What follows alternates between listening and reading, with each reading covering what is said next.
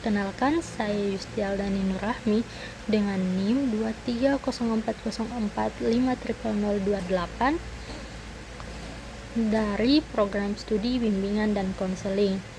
Pada kesempatan kali ini, saya akan mempresentasikan rencana pelaksanaan layanan atau RPL konseling individu dengan teknik disputing. Kenapa saya memilih topik ini? Karena di sekolah banyak siswa yang merasa cemas berlebihan saat menghadapi ujian. Ada yang sampai sulit tidur, jantung berdebar, atau bahkan merasa diri tidak berharga karena takut gagal. Padahal, masalah seperti ini bukan disebabkan oleh ujian itu sendiri, tetapi oleh pikiran negatif yang tidak rasional. Melalui layanan konseling kognitif ini, saya ingin menunjukkan bahwa dengan cara berpikir yang lebih sehat, siswa bisa mengelola kecemasannya dan menjadi lebih percaya diri. Baik, kita masuk ke bagian pertama, yaitu komponen RPL. RPL ini termasuk dalam layanan responsif karena fokus pada penanganan masalah pribadi yang sedang dialami siswa secara langsung. Bidang layanan yang digunakan adalah bidang pribadi dengan fokus pada aspek emosi dan pikiran siswa. Nah, studi kasus yang saya angkat di sini adalah seorang siswa kelas 11 di salah satu sekolah mengalami kecemasan berlebihan setiap kali menghadapi ujian matematika. Ia sering berkata, "Kalau saya gagal berarti saya bodoh. Saya pasti tidak bisa melakukannya." Nah, dari pernyataan ini kita bisa melihat adanya pikiran irasional, yaitu keyakinan berlebihan dan tidak sesuai dengan kenyataan. Fungsi layanan ini adalah membantu siswa memahami bahwa kecemasan bersumber dari pikiran irasional, mengurangi munculnya pikiran irasional yang menghambat prestasi akademik, mengganti pikiran negatif dengan pikiran rasional yang lebih sehat dan realistis. Tujuan akhirnya adalah agar siswa dapat menantang pikiran irasional dan menggantikannya dengan pola pikir yang rasional, sehingga kecemasan berkurang dan semangat belajar meningkat. Sebelum masuk ke pelaksanaan, kita pahami dulu dasar teori RPL yang menggunakan pendekatan kognitif, khususnya model rasional emotif behavior terapi yang dikembangkan oleh Albert Ellis. Ellis menjelaskan bahwa manusia terganggu oleh peristiwa, tetapi oleh keyakinan terhadap peristiwa itu. Sebagai contoh, dua siswa sama-sama gagal ujian. Satu berpikir, "Saya bodoh, saya tidak akan pernah bisa berhasil." Hasilnya cemas dan putus asa. Yang lain berpikir, "Saya harus belajar lebih giat. Ini kesempatan memperbaiki diri." Hasilnya tenang dan termotivasi. Jadi yang membedakan bukan kejadian, tapi cara berpikirnya. Untuk mengubah pikiran yang salah ini bisa menggunakan model ABCDE, yaitu A. Activating event, peristiwa pemicu, misalnya ujian. Belief, yaitu keyakinan atau pikiran otomatis yang biasa rasional atau irasional. Consequence, yaitu dampak emosi dan perilaku dari pikiran itu. D atau disputing, membantah dan menentang pikiran irasional. E atau efek adalah keyakinan baru yang rasional dan menentang. Dalam teknik disputing ada 3 jenis pertanyaan, yaitu empiris, apakah ada bukti nyata bahwa kamu pasti gagal? Logis, apakah masuk akal jika satu ujian menentukan seluruh hidupmu?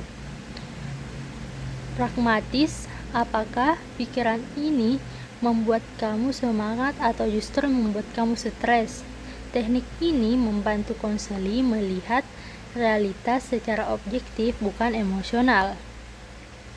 Materi layanan yang saya gunakan meliputi menggali pikiran irasional yang menumbuhkan kecemasan, belajar teknik disputing untuk menentang pikiran itu, menyusun pikiran irasional baru yang lebih sehat, melatih self-disputing, yaitu membantah pikiran negatif secara mandiri di situasi nyata. Media yang digunakan sederhana namun efektif, yaitu lembar kerja tabel pikiran irasional versus rasional, papan tulis, serta alat tulis. Selain itu, saya juga menyiapkan PowerPoint visual dari Canva agar sesi konseling lebih menarik secara visual. Pelaksanaan layanan ini dilakukan selama 1 kali 40 menit dan dibagi menjadi 3 tahap utama, yaitu tahap awal, tahap inti, dan tahap penutup. Nah, di tahap awal, konselor membuka sesi dengan salam, doa, dan membangun hubungan yang hangat. Konselor juga menanyakan kabar konseling untuk mencairkan suasana dan membuat kontrak konseling, ya, bisa berupa durasi, kerahasiaan, dan keterbukaan. Tujuannya agar konseling merasa aman dan nyaman. Di tahap inti, konselor meminta konseli menceritakan pengalamannya saat ujian. Konseli mengungkapkan bahwa ia selalu berpikir, kalau saya gagal, hidup saya hancur. Konselor kemudian menuliskan pikiran itu di papan tulis dan mulai melakukan disputing menggunakan 3 pendekatan tadi, yaitu empiris, apa buktinya hidupmu hancur kalau gagal satu ujian. Logis, apakah logis satu kesalahan berarti kamu bodoh? Dan pragmatis, apakah pikiran ini membuatmu lebih tenang atau malah tambah cemas? Setelah diajak berpikir, konseli mulai sadar bahwa pikirannya tidak rasional. Konselor lalu mengajak konseli membuat pikiran baru yang lebih sehat. Misalnya, kalau gagal itu bukan akhir, saya bisa belajar lagi dan memperbaiki diri. Konseli diminta mengulangi pikiran positif sebagai self-talk supaya menjadi kebiasaan baru yang menenangkan. Tahap penutup, konselor menanyakan perasaan konseli setelah sesi. Biasanya siswa merasa lebih lega dan percaya diri. Lalu konselor memberi penguatan dan tugas rumah untuk berlatih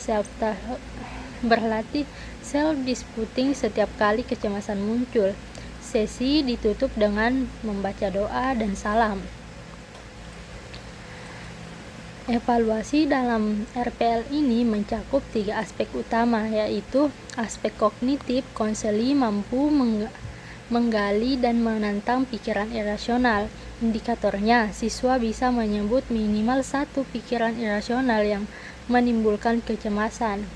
Aspek afektif, yaitu konseli menunjukkan perubahan emosi, tampak lebih tenang, optimis, dan termotivasi. Aspek perilaku, konseli berkomitmen melatih self-disputing di rumah atau di situasi nyata. Skor penilaiannya menggunakan skala 1-4, mulai dari kurang hingga sangat baik. Jika semua indikator tercapai, maka layanan dianggap berhasil dan berdampak positif bagi siswa. Setelah menyusun RPL ini, saya menyadari bahwa pikiran irasional ternyata sangat kuat pengaruhnya terhadap perasaan dan perilaku siswa. Dengan bantuan teknik disputing, siswa tidak hanya diajak berpikir positif, tapi belajar berpikir logis dan realistis. Manfaat dari layanan ini bukan hanya mengurangi kecemasan akademik, tapi juga menumbuhkan rasa tanggung jawab, ketenangan, dan semangat belajar. Selain itu, bagi konselor, RPL ini melatih keterampilan dalam menggali pikiran otomatis siswa, melakukan pertanyaan reflektif, dan memberi penguatan secara empatik. Sebagai penutup, izinkan saya menyampaikan satu pesan. Kadang yang membuat kita takut bukan ujian, tapi pikiran kita sendiri. Konseling kognitif mengajarkan bahwa kita bisa mengubah hidup dengan mengubah cara berpikir. Dengan melatih dan membantah pikiran negatif, kita belajar bahwa kegagalan bukan akhir, tapi awal dari proses belajar dan tumbuh. Sekian presentasi dari saya tentang RPL konseling kognitif. Saya tutup. Assalamualaikum warahmatullahi wabarakatuh.